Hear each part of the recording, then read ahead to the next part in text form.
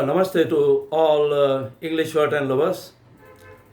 Now, best luck for your further exams occurred from 2nd of February. We have to take a dictation with 100 word per minute, and it's a passage number 20, part A, from the book 4-Minute Speed Test by Sir Isaac Pitman. Its name is 4-Minute, is a famous name. And now we proceed to take dictation, 100 word per minute. Passage number 20A. Myself, P.R. Dadav from Nasik city. Okay, be ready. Let us start. The construction of competing public roads is not the subject of any parliamentary inquiry before construction, as when a railway line is proposed and the ultimate aims of the government are not apparent, apart from the damage thus done to railways, which were regarded as of vital importance in the late war. The use of motor duties for such construction necessarily deprives the existing roads of the contributions made towards their upkeep, and simply means that the new roads are being built at the expense of the ratepayers who, in their own areas, meet expenditure which should be borne out of the motor duties. The companies have urged inquiry into this matter for some years, and when they have road powers, will continue to urge for general limitations in the public interest, which they themselves will share. Interested sections, of course, which previously showed no enthusiasm for such an inquiry, now suddenly urge it as essential. Why? Because they see a chance of delaying justice and putting the railways still further at a disadvantage during the period that must necessarily elapse. Some who urge an inquiry, of course, have no such motive and actually think that it is desirable at this juncture. But a little examination shows that these large questions have no real immediate bearing upon the simple policy of the bills for which the select committee of the House is an adequate inquiry, and the true inwardness of a very spacious plea is laid bare. The position under the Railways Act of 1921 is clearly as follows. When net revenue increases from whatever source it is obtained, into bracket railways, dining, cars, road services, steamers, docks, interest on investments, and even bookstall receipts paracomplete. Railway charges will tend to fall. On the other hand, when net revenue decreases, railway rates will tend to throw increasing burdens on the traffic conveyed by rail.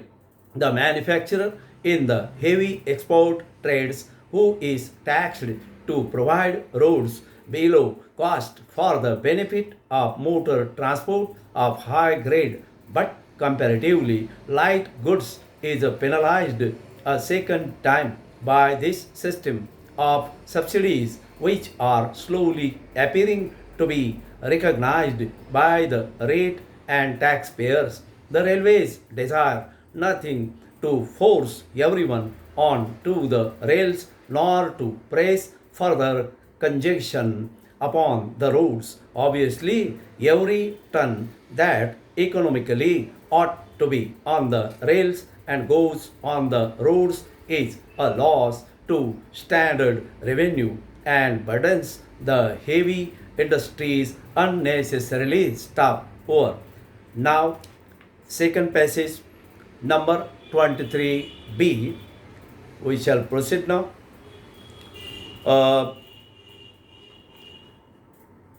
100 word per minute, English shorthand, dictation. Passage number 23b, same book referred by me, 4-minute speed test. Ready? Start. We find it very difficult to understand how they apply the term bureaucracy to this plan. The old idea of bureaucracy was the running of industry from Whitehall through the civil service by a government department. While we have always the greatest regard for civil servants, I have met very few of them who have thought, however sympathetic they may be to such proposals, that was the way to make the great transition to any form of public ownership in this country. That is the practical reply to the danger of bureaucracy, if there is any danger at all, because here the business experience is incorporated in this body, which is related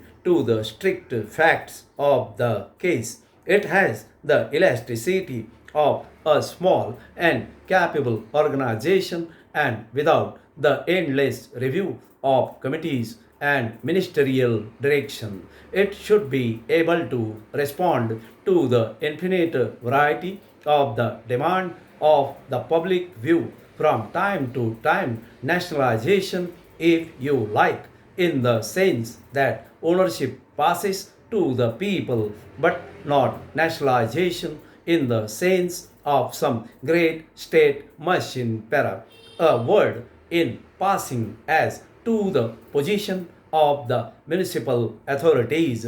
We have not departed from our faith that a very large measure of public ownership must be accorded to the local municipal authorities, but here you are dealing with a bewildering variety of authorities in this area, in which there are 10 million people, probably almost 1/4 of the total population of this country. You cannot speak of individual municipal authorities. You can only speak in terms of some comprehensive body in which they find their legitimate place, and in which their needs and aspirations and those of their people are suitably represented through this traffic advisory committee. That is the plan para. I suggest also to honorable members opposite that they will find it very difficult to drive any real wage between the government and honorable members on the liberal benches on this subject, more particularly if they have regard to the strict terms of the liberal industrial report. I am not going to say that the government and the honorable members on the liberal benches are locked in one another's bosoms, but I take the view that between us there is a large amount of common ground in at least this part of our industrial policy, because their book had made it perfectly plain that where you have great public utility services, you have a very strong case for some form of public control stuff. Second passage 23b is more than 400 words. Approximately there are 20 to 25 words more than the speed minutes, 4 minutes. Okay, thank you again, and best luck for your exam for 100 word per minute English shorthand. Be pleasant. Okay, thank you.